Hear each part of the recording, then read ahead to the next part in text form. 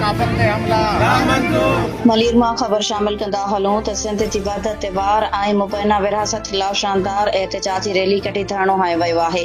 मलीर मां रिपोर्टर इनायत अली शाह जी रिपोर्ट मूजिब सिंधी अदबी संगत पारां सिंध मुंहिंजी अमा उनवान हेठ रज़ाकाबाद खां प्रेस क्लब ताईं रैली कढी वई। रैली में शाइरनि, अदीबनि, सहाफ़िन ऐं शहरनि वॾे अंग में शिरकत करे सिंध जी वहदत जे हक़ में ज़ोरदार नारेबाज़ी कई। इन मौक़े ते मुजीब सिंधी चयो त सिंध जी तारीख़ी वहदत ऐं जाग्राफियाई सालमियत ख़िलाफ़ का बि साज़िश क़बूल न कई वेंदी।